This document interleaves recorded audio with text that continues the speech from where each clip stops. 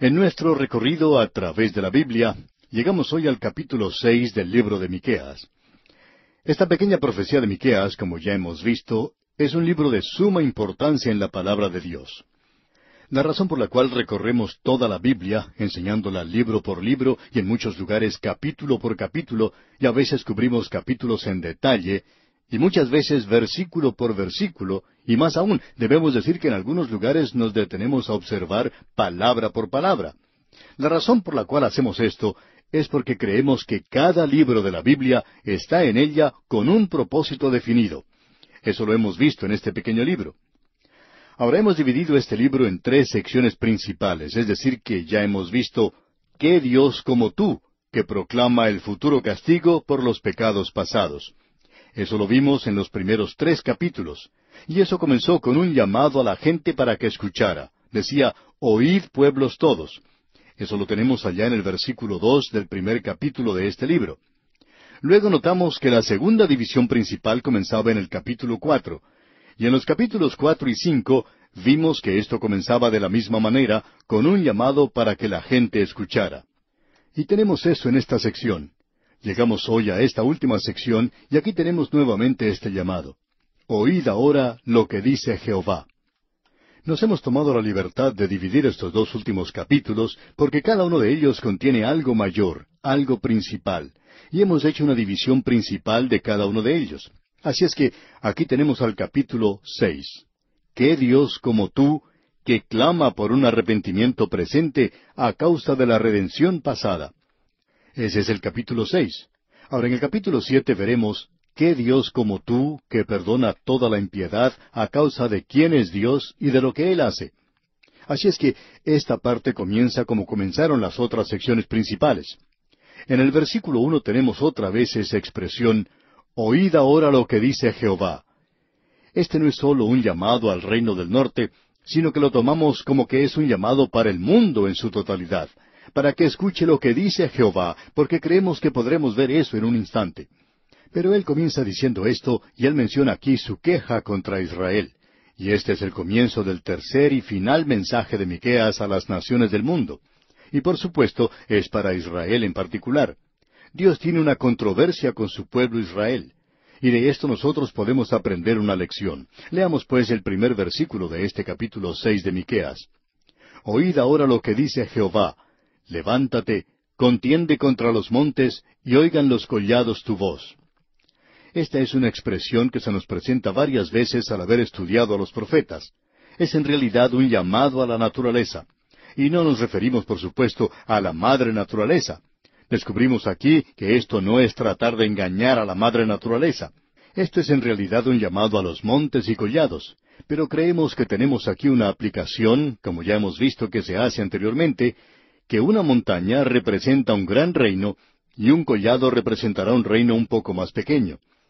Y deberíamos decir que esto no es solamente un llamado a la naturaleza, sino a las naciones del mundo. En otras palabras, aquí tenemos un mensaje que se puede aplicar a todas las naciones del mundo. Usted nota que él dice al comienzo del versículo 2, «Oíd montes y fuertes cimientos de la tierra». Es decir, a esas grandes naciones y pueblos del mundo que han estado en existencia por literalmente miles de años. Y aún estos han estado lejos de Dios. Y Dios les da a ellos un mensaje. Les dice en el versículo 2, «Oíd, montes y fuertes cimientos de la tierra, el pleito de Jehová, porque Jehová tiene pleito con su pueblo y altercará con Israel». Ahora Dios tiene un pleito con su pueblo, y Él los está llevando al tribunal. Y luego Él hace algo verdaderamente sorprendente. Cuando Él va al tribunal, en lugar de acusarlos inmediatamente, Él dice, «¿Qué te he hecho?». ¿Se puede imaginar usted, amigo oyente, la condescendencia de Dios, quien es todopoderoso para con el hombre tan pequeñito aquí sobre esta tierra? Y Él dice en el versículo 3, «Pueblo mío, ¿qué te he hecho? ¿O en qué te he molestado? Responde contra mí». En otras palabras, Dios les está diciendo, «¿Por qué se han vuelto contra mí? ¿Por qué se han alejado de mí? ¿Por qué me han rechazado? ¿Qué les he hecho yo a ustedes? ¿Qué he hecho?». Y esto es algo que vamos a encontrar una y otra vez en la profecía de Malaquías, el último libro del Antiguo Testamento, porque allí, después de la cautividad, ellos regresan y se convierten en personas asqueadas de todo, se han convertido en personas sofisticadas, Se han olvidado de la cautividad de Babilonia porque la ciudad había sido reedificada desde entonces. Y ellos están disfrutando ahora de la prosperidad. Y Malaquías habla de esto. Y ellos dijeron, verdaderamente esto de hacer ciertos ritos religiosos es un poco aburridor, es muy cansador, por cierto. Y estamos de acuerdo con eso. Pero el problema, amigo oyente, no es con Dios. El problema era con ellos. Y vamos a ver aquí cuál era el verdadero problema. Ahora Él quiere que ellos testifiquen contra Él. ¿Qué es lo que Dios ha hecho? Bueno, Él les va a decir lo que Él les ha hecho. ¿Y qué es lo que Dios les ha hecho? ¿Ha hecho algo desagradable para esta gente? ¿Los ha maltratado? ¿Los llevó a la tierra de Egipto, los dejó allí y se olvidó de ellos? Él no podía hacer eso. Él no tenía por qué haberlos librado de la tierra de Egipto. Pero Él hizo eso, y los sacó de la tierra de Egipto. Y en la primera parte del versículo 4 de este capítulo 6 de Miqueas dice, «Porque yo te hice subir de la tierra de Egipto, y de la casa de servidumbre te redimí». Ellos eran esclavos, ¿ve usted? Y Dios dice que los ha redimido, que no había cometido nada malo con ellos. Él no había cometido algo deplorable, sino que los había redimido. Ustedes eran esclavos, soportando el yugo de los esclavizadores en la tierra de Egipto, y allí no había nadie que les pudiera librar. Ustedes no eran gente atractiva, sino un pueblo esclavizado. Y ustedes descendieron a un nivel muy bajo, al nivel más bajo de la humanidad. Pero Dios dice, yo los amo, y yo descendí y los redimí. El versículo 4 dice en su totalidad, porque yo te hice subir de la tierra de Egipto, y de la casa de servidumbre te redimí, y envié delante de ti a Moisés, a Aarón y a María. O sea, yo proveí quien les guiara para salir de esa tierra, Moisés, Aarón y María. Es interesante que se menciona a María aquí. Quisiéramos llamar la atención hoy a esas mujeres que están buscando la liberación de la mujer e indicarles que Dios no las dejó de lado. María era uno de los líderes cuando Israel salió de la tierra de Egipto. Y ella estaba en el mismo nivel que Aarón, aunque no estaba en el mismo nivel que Moisés, porque Moisés en realidad era quien había sido elegido por Dios. Y María quería encauzar una rebelión contra su propio hermano. Y usted debe recordar que cuando ellos salieron de Egipto y entraron al desierto, fue Moisés quien dirigió todo esto. Él los estaba llevando a Dios. Y María dijo, ¿quién es él para decirme lo que yo tengo que hacer? Yo recuerdo que cuando él era un pequeñito y Faraón estuvo a punto de matarlo, yo lo tomé junto con su madre y lo colocamos en un canasto en las aguas del río. Y yo me quedé muy cerca y observé lo que sucedía. ¿Quién es él entonces para decirme lo que debo hacer? Podríamos decir, amigo oyente, que María fue la primera mujer liberada que hemos tenido. A ella no le gustaba que Moisés le dijera lo que tenía que hacer, pero ella era también un líder. Era uno de ellos. Y esa mujer, María, era elegida por Dios, y pensamos que ella tenía un verdadero ministerio entre las mujeres. ¿Puede usted imaginarse los problemas que se presentarían con las mujeres en esa marcha por el desierto? Problemas de los cuales Moisés no sabría mucho. Y Moisés es otro ejemplo de un padre que no era muy bueno. Era un gran líder, pero no era un buen padre. David era la misma clase de hombre. Y es extraño ver que tenemos esa clase de personas. Y siempre es bueno tener una madre buena y maravillosa en momentos como esos. Y por cierto que Moisés tuvo una madre maravillosa. Y ella era también la madre de María. Así es que María debe haber sido una gran ayuda especialmente para las mujeres en esa marcha por el desierto que ellas hicieron. Y la queja de ellos era, estamos agotados, estamos cansados de adorar a Dios. Y después de todo, ¿qué ha hecho Él por nosotros? Y Dios vuelve a recitar la historia de ellos. Él habla, y espero que usted escuche, amigo oyente, lo que Él está diciendo, porque Dios está hablando aquí desde su propio corazón a esta gente. Y en el versículo 5 de este capítulo 6 de Miqueas dice, Pueblo mío, acuérdate ahora qué aconsejó Balac, rey de Moab, y qué le respondió Balaam, hijo de Beor, desde Sittim hasta Gilgal, para que conozcas las justicias de Jehová. Debemos notar que aquí se nos presenta un incidente maravilloso. Y este incidente va en realidad hasta el momento en que ellos estaban listos para pasar a través de esa tierra. Ellos tenían que caminar alrededor de Edom, porque Edom no permitía que ellos pasaran por allí. Y Dios les guió alrededor de ese lugar. Y cuando ellos llegaron a Moab, y el rey de Moab era ese hombre Balac, y él quería que cayera una maldición sobre los hijos de Israel, entonces buscó los servicios del profeta Balaam, a quien le gustaba mucho el dinero. Era un predicador asalariado. Aún así, él era un profeta que parecía tener información de parte de Dios, de que por cierto Dios hablaba a través de él, pero Dios finalmente tuvo que juzgarle. Él pues fue llamado para que maldijera a los hijos de Israel. Usted recordará que allí dice, ¿y qué le respondió Balaam, hijo de Beor, desde Sittim? Y a propósito, ese era el último lugar donde ellos se detuvieron antes de entrar a Moab, después que Balaam comenzara su ministerio contra ellos, hasta Gilgal, dice. Y Gilgal era el primer lugar donde ellos se detuvieron cuando entraron a la tierra prometida. Así es que aquí estamos ubicados geográficamente, y no vamos a volver a considerar estas profecías que dio Balaam. Pero él no pudo maldecir a Israel. Dios no permitió que él maldijera a Israel. Ahora Balaam hizo algo que causó bastante daño cuando él vio que no podía maldecir a Israel. Lo que pasó es que Balac lo llevó a una montaña y allí observó el campamento de Israel, y Balaam comenzó diciendo, ¿por qué maldeciré yo al que Dios no maldijo? Dios no les estaba haciendo mal. Dios estaba de su lado. Ahora, si usted iba al campamento de ellos, podía notar que ellos no eran perfectos, porque Dios estaba aún tratando con ellos en ese momento, pero ningún enemigo de afuera iba a encontrar algo malo en ellos. ¿Sabía usted que es algo maravilloso hoy que los hijos de Israel no supieran que allí se encontraba un enemigo tratando de maldecirles? Y Dios los estaba protegiendo y defendiendo. Y aún así, Balaam tuvo que decir, ¿por qué maldeciré yo al que Dios no maldijo? Yo no puedo hacerlo. Dios no le permitió que lo hiciera. Ahora a nosotros se nos dice que tenemos un abogado con el Padre, a Cristo Jesús, el justo. En la primera epístola del apóstol Juan, capítulo 2, versículo 1, dice, Hijitos míos, estas cosas os escribo para que no pequéis, y si alguno hubiere pecado, abogado tenemos para con el Padre a Jesucristo el justo. Y Dios trata personalmente con nosotros. Sabemos que Él lo ha hecho con nosotros y de manera severa. A veces Él nos manda enfermedades muy serias, muy severas, como juicios, y debemos aceptar eso. Le damos gracias a Él por oír nuestras oraciones, pero también estamos muy agradecidos de que allá arriba, abogado tenemos para con el Padre a Jesucristo el justo. Y Él me defiende. Él está de mi lado. Él es mi abogado. Él es aquel que hoy dice que yo soy su hijo. Yo estoy en la familia de Dios. Y Él no va a permitir que nadie de afuera me venga a maldecir. Y amigo oyente, esa debería ser la respuesta hoy para esas opiniones supersticiosas que existen de que los hijos de Dios pueden ser poseídos por los demonios y que pueden ser maldecidos. Amigo oyente, nosotros no creemos en eso. Pensamos que Satanás puede crearle una gran cantidad de dificultades. En muchos casos pensamos que él puede hacerle la vida realmente miserable. Pero ningún demonio va a llegar a poseer a un hijo de Dios.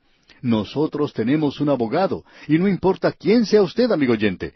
Si usted es un hijo de Dios, Él está de su lado y le está defendiendo. Como dijo Martín Lutero cuando parecía que todo el mundo se había vuelto contra él, dijo, uno con Dios es una mayoría. Y yo estoy del lado de la mayoría, y usted, amigo oyente, ¿qué dice? Esto es muy importante, y Dios le está diciendo a su pueblo, yo los defiendo.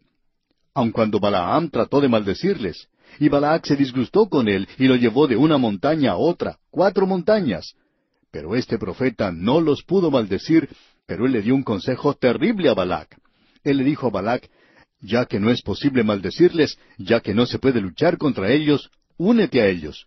Así es que Balaam sugirió a Balac, rey de Moab, que fueran y se casaran con ellos, y eso fue lo que sucedió. Ahora eso introdujo la idolatría entre la gente, y esa fue la ocasión cuando Moisés tuvo que levantar esa serpiente de bronce, a causa del consejo malvado que este falso profeta había dado a la gente. Ahora quisiéramos decirle algo, amigo oyente, y queremos decirlo con mucho cuidado, porque en el día de hoy hay muchos así llamados consejeros matrimoniales, y hay mucha consejería matrimonial de parte de los falsos profetas. Y nosotros nos enteramos de esto de segunda mano, pero amigo oyente, mucha de esa consejería no es bíblica. Ahora sabemos que uno puede sacar un versículo de aquí y otro de allá, y posiblemente armar un buen caso. Pero lo único que va a hacer que un matrimonio dé resultado, amigo oyente, es el amor. Si usted puede mirarla a ella en los ojos y decirle, yo te amo, y ella puede mirarle a usted y decirle, yo te amo, Usted puede resolver esos problemas matrimoniales, y la palabra de Dios le dará todo lo que usted necesita para resolver sus problemas. Y Dios les dice aquí en el versículo 5 de este capítulo 6 de Miqueas: Pueblo mío, acuérdate ahora qué aconsejó Balac, rey de Moab, y qué le respondió Balaam, hijo de Beor, desde Sittim hasta Gilgal, para que conozcas las justicias de Jehová. Ahora Dios es un Dios justo, pero Él los está defendiendo. Él estaba del lado de ellos, y es algo maravilloso tener a Dios de nuestro lado. ¡Cuán maravilloso es eso, amigo oyente! Ahora hemos llegado a un punto que ya hemos mencionado anteriormente, de que hay siempre un pasaje maravilloso fuera de lo común en cada capítulo, y eso lo hemos visto en los primeros capítulos de este libro, y lo veremos en los dos últimos también. En realidad debemos decir que los dos mejores probablemente son los que vamos a mencionar. Uno de ellos se encuentra en los versículos 6 al 8 de este capítulo 6 que estamos estudiando. Y este es un pasaje en el cual en realidad los liberales hallan mucho deleite. Los liberales dicen: esto es lo que es religión pura. Esta es la mejor declaración del Antiguo Testamento.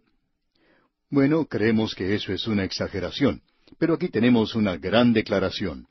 Debemos decir que estamos de acuerdo con los liberales de que es una gran declaración, pero no estamos de acuerdo en la interpretación. Y vamos a ver esto, Dios mediante, en nuestro próximo programa. Lo que Dios realmente quiere decir cuando Él está hablando a su pueblo en este pasaje que es tan fuera de lo común. Le invitamos, pues, amigo oyente, a que nos acompañe en nuestro próximo programa cuando entraremos a observar esta declaración.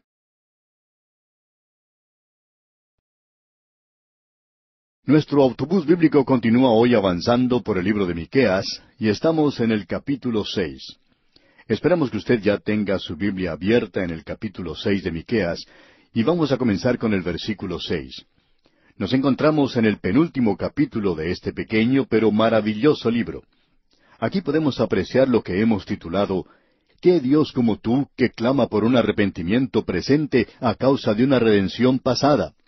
Es decir, que Dios está altercando o alegando con esta gente para que ellos regresen a Él, para que se arrepientan de sus pecados y de su tremenda negligencia y se vuelvan a Él. Y Él les presenta, les recuerda su redención en el pasado, de cómo Él los redimió, cómo los sacó de la tierra de Egipto y los llevó a través del desierto, aunque ellos eran rebeldes. Dios los defendió aún contra un profeta falso como Balaam, que había sido contratado por Balac, el rey de Moab, para que los maldijera. Ahora esta gente tiene una pregunta. En realidad debemos decir que son 4 las preguntas que ellos hacen, y son preguntas muy buenas. No hay nada malo con estas preguntas. Son las respuestas a estas preguntas las que tienen importancia. Y eso es lo que queremos observar hoy. Este es un pasaje de las Escrituras muy importante porque ha sido usado y abusado por los liberales hoy, y quizá más que ningún otro. Es muy fácil tomar estos 3 versículos y sacarlos de su contexto. En efecto, los liberales toman solo el versículo 8. Ahora esta es una sección maravillosa, como hemos dicho, pero tengamos mucho cuidado con ella y mantengámosla dentro del contexto de lo que estamos hablando aquí en este libro, especialmente en lo que se relaciona al Antiguo Testamento. Estamos seguros que cada persona que cree en Dios quiere hacerse la pregunta de cómo se puede acercar a Él. ¿Cómo voy a acercarme a Dios? Y a no ser que usted sea un ateo, alguna vez tiene que haberse hecho esa pregunta. Las naciones paganas del pasado y de la hora presente se han hecho esa pregunta y han encontrado una respuesta. Todas las religiones paganas del mundo han tratado de responder a esta pregunta. ¿Cómo puedo acercarme a Dios? Y el punto de vista pagano es, en primer lugar, según se revela por sus ídolos, algo realmente terrible. Ellos tratan de apaciguar a ese Dios. Ese Dios está enojado, así es que tratan de hacer algo para calmarle. Así, en el día de hoy, ese es el punto de vista pagano en muchos países. Y creemos que esta es la pregunta, una pregunta legítima que el hombre se puede hacer.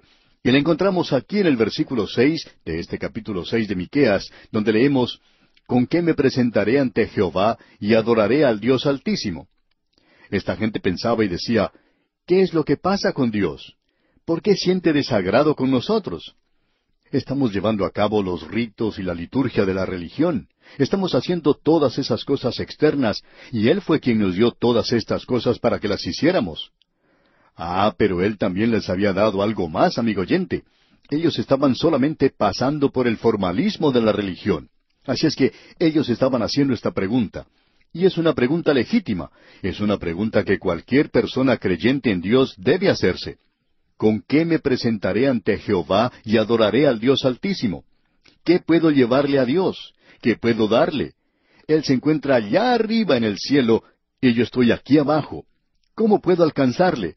¿Cómo voy a comunicarme con Él? ¿Cómo voy a hacer contacto con Él? ¿Cómo puedo complacerle? ¿Y cómo puedo ser salvo? El carcelero de Filipos, usted recordará, un hombre muy pagano, tenía esta pregunta. ¿Qué debo hacer para ser salvo? ¿Cómo puedo arreglar las cosas con Dios? Y esa es una buena pregunta. No hay nada malo con ella. Ahora la pregunta número 2 es esta. ¿Me presentaré ante Él con holocaustos, con becerros de un año? Esto es lo que leemos aquí en la última parte del versículo 6. Y esta es la respuesta de ellos. Dios sí les había dicho esto en los sacrificios que uno puede ver allá en la primera parte del libro de Levítico. 5 sacrificios eran los que ellos debían hacer. Así es como debían acercarse a Dios. De modo que ellos se hacen esta pregunta. ¿Será esto adecuado, sencillamente hacer esta forma de religión? Y esto siempre degenera en una cosa.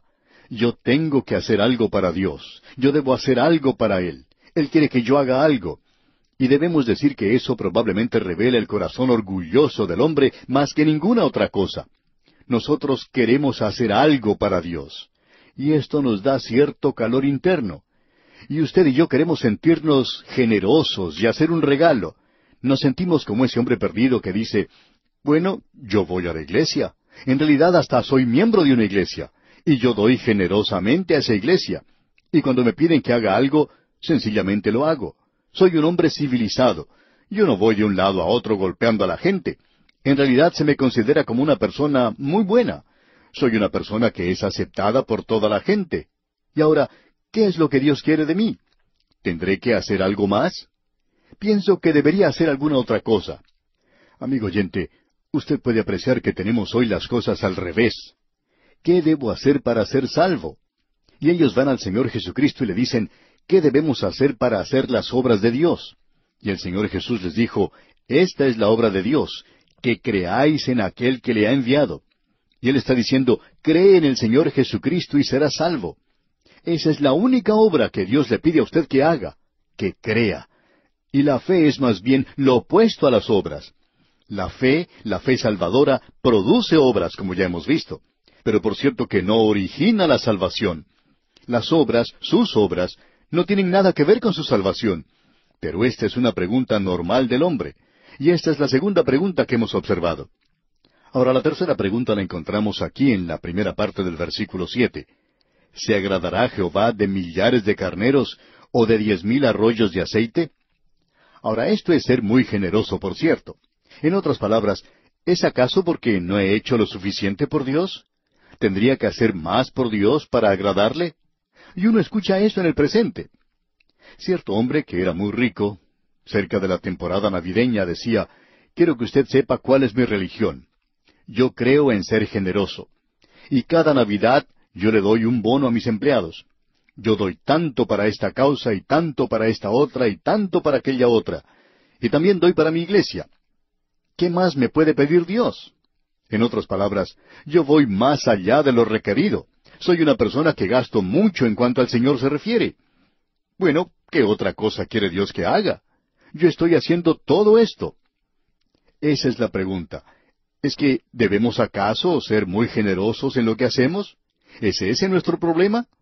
Hay muchos que dicen, bueno, yo no estoy haciendo lo suficiente. Y escuchamos mucho esto. Y hay personas que dicen, bueno, yo no siento que esté andando bien con Dios. No creo estar haciendo lo suficiente por Él. Estas son personas sinceras, pero no son salvas. Son solo miembros de iglesia y piensan que ellos tienen que hacer un poquito más. Y eso es algo, por supuesto, con lo cual puede trabajar un predicador liberal. Es una forma psicológica de abordar el asunto. Llega y dice, bueno, ustedes no están haciendo lo suficiente.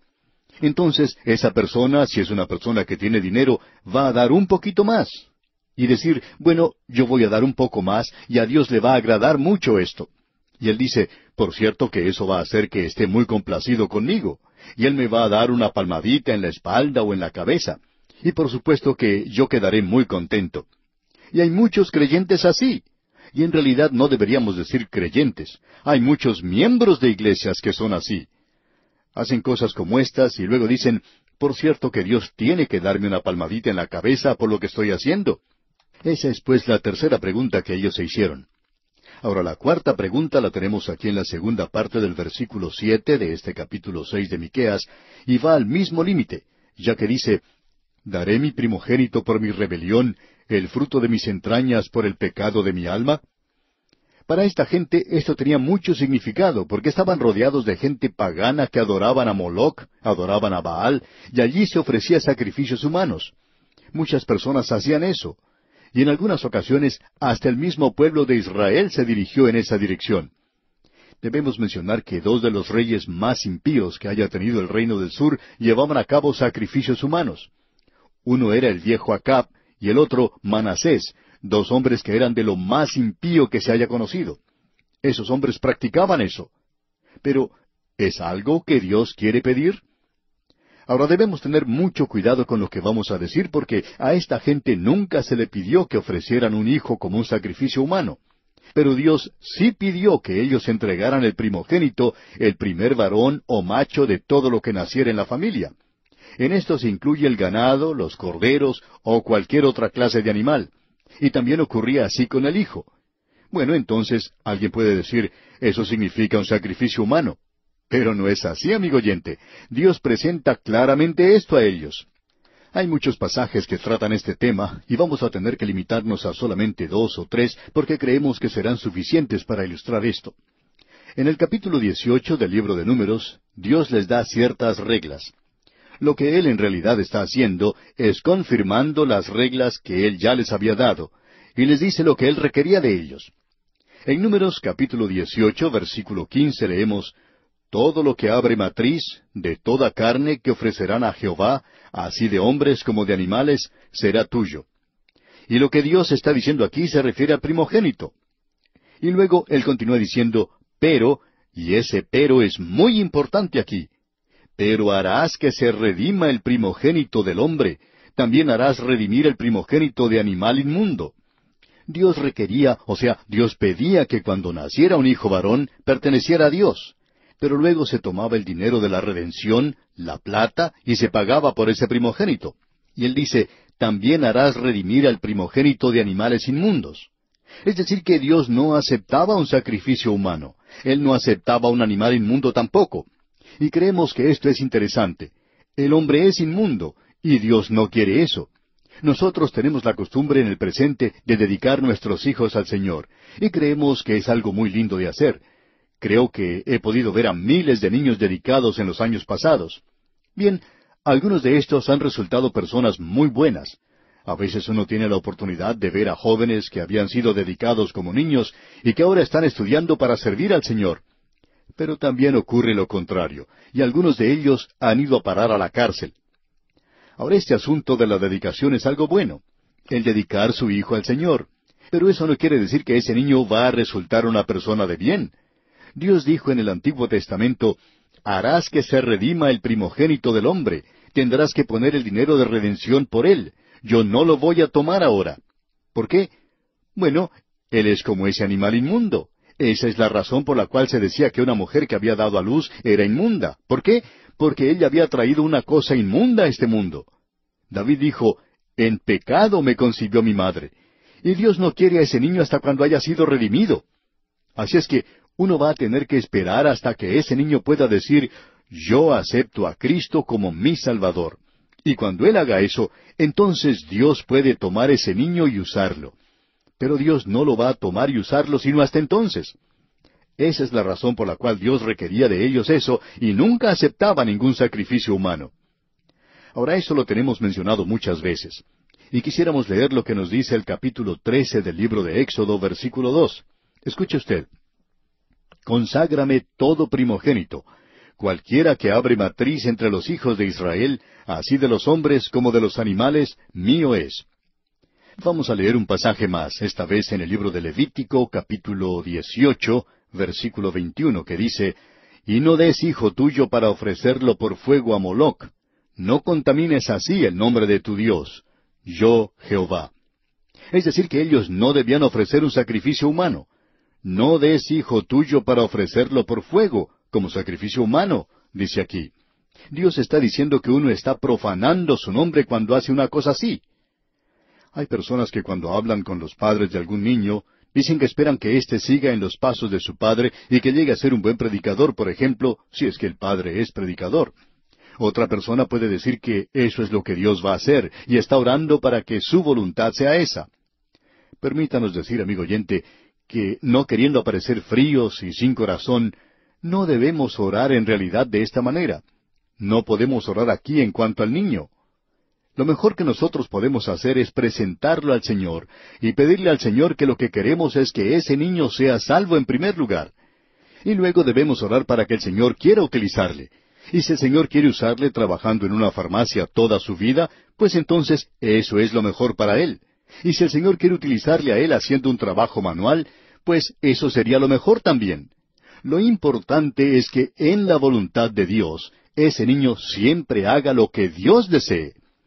Amigo oyente, usted y yo no podemos tomar a un niño que tiene nuestra naturaleza, una naturaleza caída, y tratar de dedicar ese niño al Señor. Eso no se puede hacer. Es decir, no podemos dedicarle y esperar que resulte como nosotros queremos. En realidad, así no es como se hacen estas cosas. Esperamos pues haber explicado claramente que estos son casos que Dios no requiere de usted. Ahora, cuando usted se acerca a Él, cuando usted viene a Él, ¿cómo se acerca a Dios? Él es un Dios santo, y yo soy un pecador. Bueno, escuche lo que dice el versículo 8. Aquí es donde disfrutan mucho los de tendencia liberal. El versículo 8 de este capítulo 6 de Miqueas dice, «Oh hombre, Él te ha declarado lo que es bueno, ¿y qué pide Jehová de ti? Solamente hacer justicia y amar misericordia y humillarte ante tu Dios». Ahora hay tres cosas mencionadas aquí. El hombre debe hacer justicia, tiene que tratar en forma honesta a sus semejantes, tiene que ser honrado. Esas son cosas mencionadas aquí.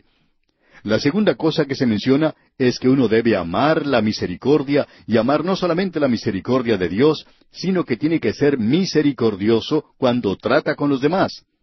Y luego dice que debe humillarse ante Dios. Ahora, ¿cómo puede hacer esto usted, amigo que nos escucha? ¿Puede hacer esto en su propia carne? ¿Piensa usted que puede hacerlo sin la ayuda de Dios? ¿Piensa usted que lo puede hacer sin la salvación de Dios? Si lo hace, vamos a decirle algo que va a parecerle bastante duro. Pero estamos bastante lejos de usted como para que nos pueda golpear. Pero debemos decirle que usted es un hipócrita. Y no nos venga a decir que usted vive con ese código moral en el presente sin el poder de Dios, por la sencilla razón de que estos son los frutos del Espíritu Santo. El apóstol Pablo nos dice allá en su epístola a los Gálatas capítulo 5, versículos 22 y 23, «Mas el fruto del Espíritu es amor, gozo, paz, paciencia, benignidad, bondad, fe, mansedumbre, templanza. Contra tales cosas no hay ley». Y amigo oyente, usted puede ir al Nuevo Testamento y ver lo que se dice aquí en cuanto a esto. Esto en realidad es resumir la ley de Moisés. Y veamos si usted puede hacer esas cosas en sí mismo. Pero usted debe escuchar a un hombre que vivió bajo la ley, y que cuando vivió bajo esa ley, él dijo la verdad. Esperamos que usted escuche lo que este hombre tiene que decir. Allá en el capítulo 15 de los Hechos de los Apóstoles, Simón Pedro dice en el versículo 11, cuando ellos estaban decidiendo si los gentiles tenían que cumplir con la ley para poder ser salvos, que eso debería ser parte de su rito, Simón Pedro se puso de pie y dijo en el versículo 11, «Antes creemos que por la gracia del Señor Jesús seremos salvos de igual modo que ellos». Ahora, ¿por qué dijo Pedro eso? Porque él había dicho antes en el versículo 10, «Ahora pues, ¿por qué tentáis a Dios poniendo sobre la cerviz de los discípulos un yugo que ni nuestros padres ni nosotros hemos podido llevar?» Simón Pedro dijo que él había vivido bajo esa ley, y no creemos que él se hubiera apartado mucho de ella, aun después de haber sido salvo. Sin embargo, él dijo que ellos no habían podido cumplir con esta ley. Y Dios dijo de una manera muy clara, por medio del apóstol Pablo, en su epístola a los Romanos, capítulo 8, versículos 5 al 9, dijo, «Porque los que son de la carne piensan en las cosas de la carne, pero los que son del Espíritu en las cosas del Espíritu. Porque el ocuparse de la carne es muerte, Pero el ocuparse del Espíritu es vida y paz, por cuanto los designios de la carne son enemistad contra Dios, porque no se sujetan a la ley de Dios, ni tampoco pueden. Y los que viven según la carne no pueden agradar a Dios. Mas vosotros no vivís según la carne, sino según el Espíritu, si es que el Espíritu de Dios mora en vosotros. Y si alguno no tiene el Espíritu de Cristo, no es de él. Amigo oyente, ¿cómo es que mora el Espíritu de Dios en usted? Usted debe haber nacido de nuevo. El Señor Jesucristo dijo, debes nacer de nuevo. Y usted debe nacer de nuevo recibiendo a Cristo como su Salvador personal. Mas a todos los que le recibieron, a los que creen en su nombre, les dio potestad, o sea, el derecho, la autoridad de ser hechos hijos de Dios. Señor liberal que nos escucha, insistimos en que usted debe interpretar esto correctamente. Y cuando usted lo haga, entonces va a darse cuenta que no va a ser salvo por sus buenas obras, porque no tiene ninguna. Y aquí nos detenemos por hoy. Continuaremos Dios mediante en nuestro próximo programa.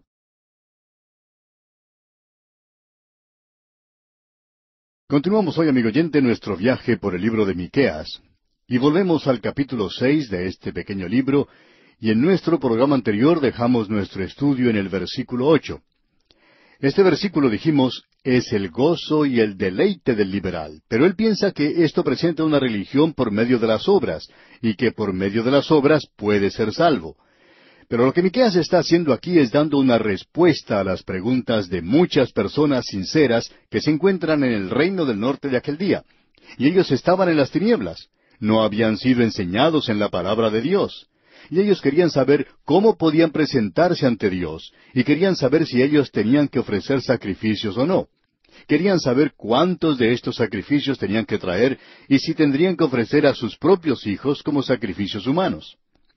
Ahora Miqueas ha respondido a todo esto, y Dios no está pidiendo ninguna de estas cosas. Lo que Él está diciendo es sencillamente esto, que una religión externa, sin una experiencia interna, sin una realidad dentro de sí mismo, o sea, que un rito solo, no tiene absolutamente ningún valor. Tiene que haber un renacimiento. La persona tiene que tener una nueva naturaleza. Por tanto, las cosas externas no son importantes, y Dios nunca comienza allí. Ahora, en este versículo 8 del capítulo 6 de Miqueas leemos, «Oh hombre, Él te ha declarado lo que es bueno. ¿Y qué pide Jehová de ti? Solamente hacer justicia, y amar misericordia, y humillarte ante tu Dios. Oh hombre, Él te ha declarado lo que es bueno». Si usted quiere conocer lo que deleita a Dios, y aquello que Él pide del hombre, aquí lo tenemos. Y la persona que es liberal, por supuesto, disfruta mucho de esto, le encanta mucho. Sin embargo, no comprende bien lo que aquí dice. ¿Y qué pide Jehová de ti? Solamente hacer justicia y amar misericordia y humillarte ante tu Dios. Estas son tres cosas que Dios requiere. Si usted observa estas tres cosas, vemos que están dirigidas en primer lugar al hombre. Oh hombre, Él te ha declarado lo que es bueno. Y esto significa no solamente el hombre allá en Israel, sino el hombre en cualquier parte del mundo. No solo la persona que vivió en el siglo VII antes de Cristo, sino el hombre que vive en el siglo XXI después de Cristo.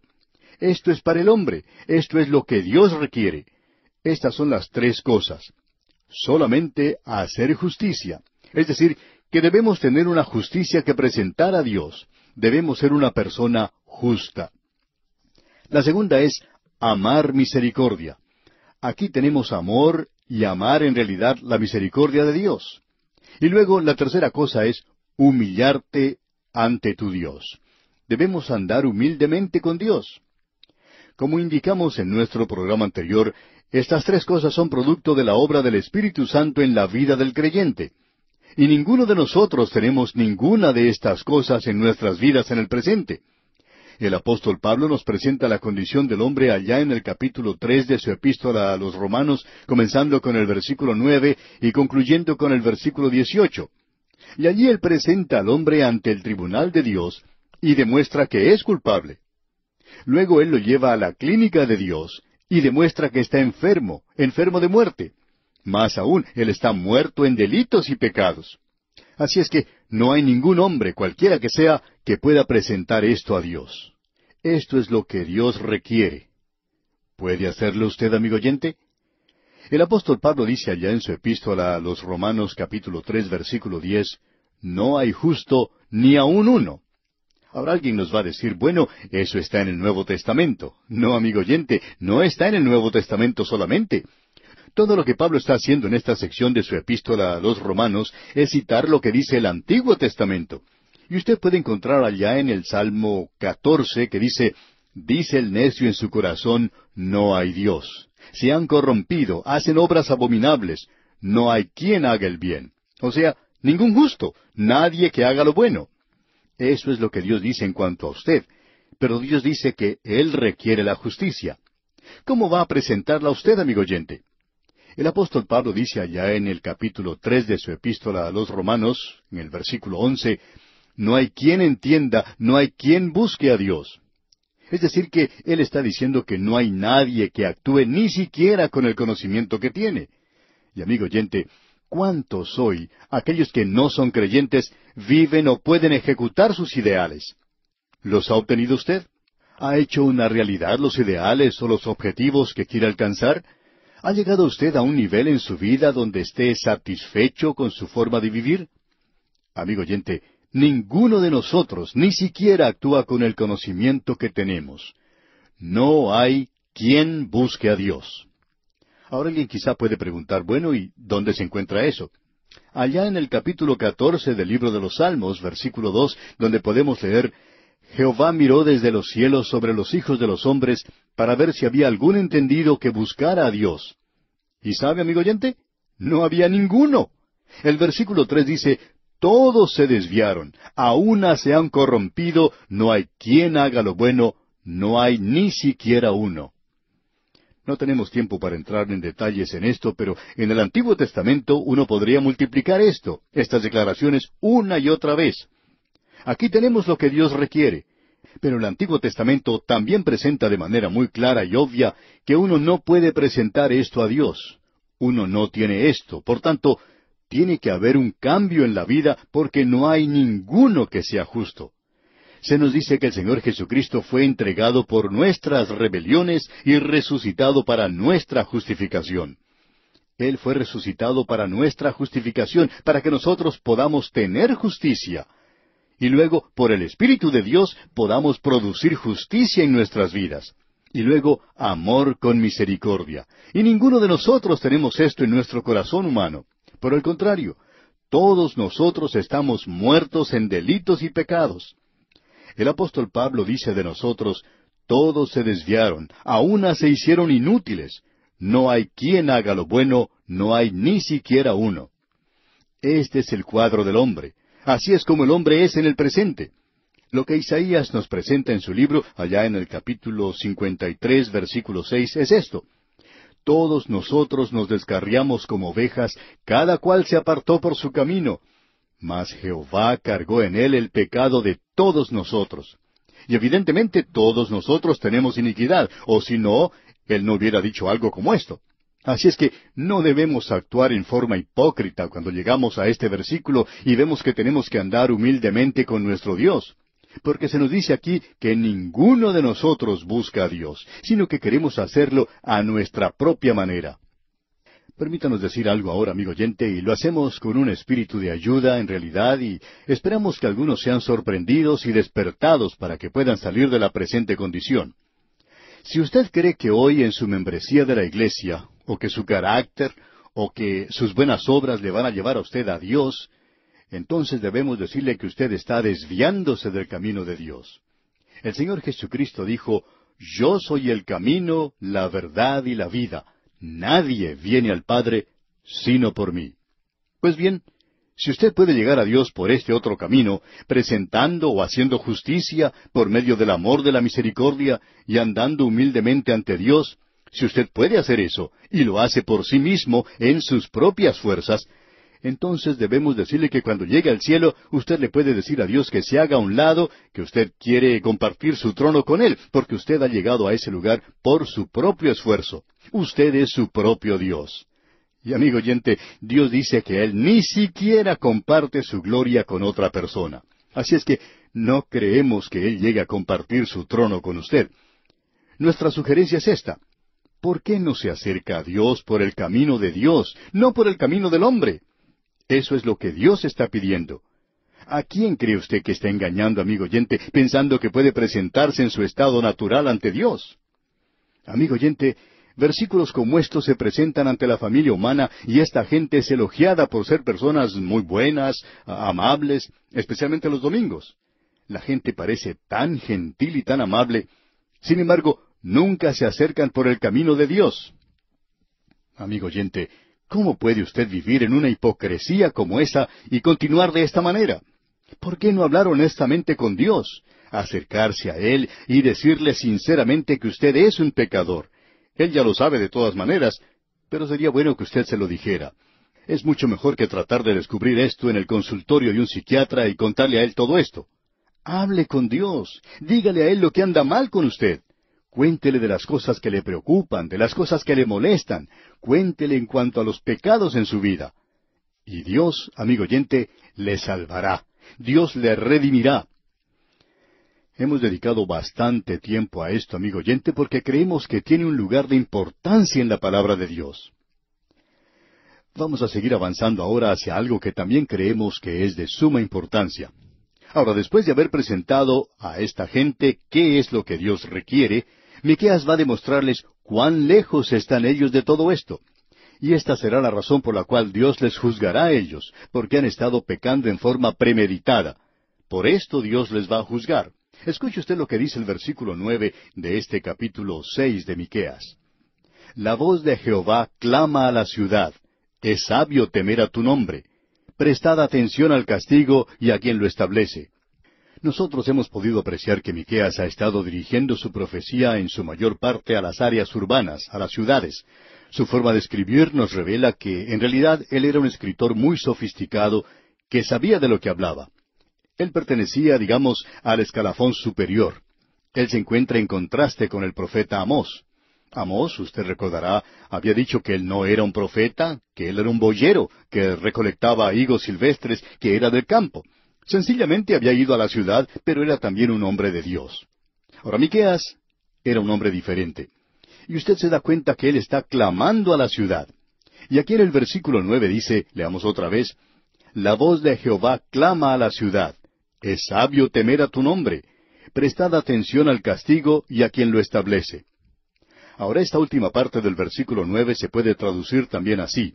Prestad atención a la vara. Y la vara habla de castigo, de juicio. Allá en el Salmo 2, versículo 9 leemos, los quebrantarás con vara de hierro, como vasija de alfarero los desmenuzarás. La vara, como hemos dicho, representa el juicio, el castigo de Dios, y el castigo viene sobre esta nación. Y el hombre sabio, es decir, el hombre de aquel día que creía la palabra de Dios, escucharía. Esta persona reconocería que el castigo se aproximaba sobre la nación. Entonces actuaría según lo que aquí se dice, que la voz de Dios se ha levantado y está hablando de castigo. Y el hombre sabio puede apreciar lo que Dios hace, y eso revelará un carácter justo, así como también que Él es paciente, que Él perdona la iniquidad. Pero también que Él castiga, y esa vara es la autoridad y el emblema de esa autoridad que demuestra que Él es el juez. Y Él juzgará. Sigamos adelante ahora y veamos lo que nos dice aquí el versículo 10 de este capítulo 6 de Miqueas. ¿Hay aún en casa del impío tesoros de impiedad y medida escasa que es detestable? En otras palabras, se refiere a que aún habrá pecado en la nación. Y ahora Él va a revelar estos pecados de manera específica. Él los va a presentar de manera que no hay duda alguna.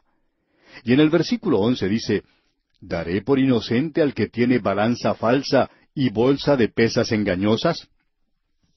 Estas personas iban al templo y llevaban un sacrificio y estaban haciendo una ceremonia externa nada más. Decían que estaban obrando honestamente y que amaban la misericordia, pero ¿qué era lo que hacían durante la semana? Dios dice, ¿daré por inocente al que tiene balanza falsa y bolsa de pesas engañosas? Amigo oyente, los carniceros de aquel día estaban pesando no solo la carne, sino sus manos. Estaban engañando a la gente con las pesas. Estas personas estaban haciendo negocios de manera deshonesta, y él dice, ¿y bolsa de pesas engañosas? Esas eran personas deshonestas en la forma en que hacían sus negocios. Eran personas avaras, codiciosas, y aún así querían engañar a los demás haciéndose pasar como personas muy religiosas. Ahora, en el versículo 12 de este capítulo 6 del libro de Miqueas, encontramos lo siguiente. Sus ricos se colmaron de rapiña, y sus moradores hablaron mentira, y su lengua es engañosa en su boca. Usted puede notar lo que es cierto aquí. Estas personas eran culpables de violencia. Nos referimos a los ricos. Y eran mentirosos, eran engañadores. No se les podía creer. Y amigo oyente, ¿no es este el cuadro de la situación presente en el mundo? ¿No es este un cuadro de la localidad en la cual vivimos? Es imposible creer lo que nos dicen los medios informativos. Uno no puede creer ya a los políticos en el presente, y no interesa a qué partido pertenezca. Es un día en el cual es muy difícil creer a los hombres de negocios. Es difícil creer a aquellos que se encuentran en los ejércitos, y estamos viviendo en días donde la mayoría de nosotros estamos confundidos. No sabemos a quién creer. Bueno, esta era la misma situación allí en esa tierra. Y Dios no aprobaba eso, amigo oyente. Eso fue lo que trajo sobre ellos juicio y el castigo de Dios. Amigo oyente, hay naciones que están ocupando una posición notable en el día de hoy, y nos referimos a naciones que se destacan en el presente, pero que no figuran en las profecías. Estas naciones desaparecerán en los días postreros. Las cosas que están sucediendo en el presente no son cosas que se presentan así de repente, sino que es algo que ha venido desarrollándose ya por mucho tiempo. Lo que es necesario hacer es regresar a Dios. Nosotros individualmente debemos hacerlo, y nuestros países deben hacerlo como nación también. Ahora, lo que estamos tratando de decir es que esta nación, el Reino del Norte, se encontraba en la misma condición en la que estamos nosotros en el presente. Y Dios dijo, yo he traído castigo sobre esta nación, y ellos serán mi pueblo elegido como nación, y he traído castigo sobre ellos. Amigo oyente, aquí se nos presenta una filosofía de gobierno humano. Ahora escuche lo que dice aquí el versículo 13 de este capítulo 6 de Miqueas. Por eso yo también te hice enflaquecer, hiriéndote, asolándote por tus pecados. Dios dice, en primer lugar, comenzaré quitándote el petróleo. Pero no me voy a detener allí. Ustedes se van a dar cuenta que les faltarán muchas cosas antes de que yo termine de castigarles. Y continúa en el versículo 14, comerás y no te saciarás, y tu abatimiento estará en medio de ti. Recogerás, mas no salvarás, y lo que salvares, lo entregaré yo a la espada. Dios dice, ustedes no van a poder disfrutar de todas estas cosas que han estado disfrutando hasta ahora.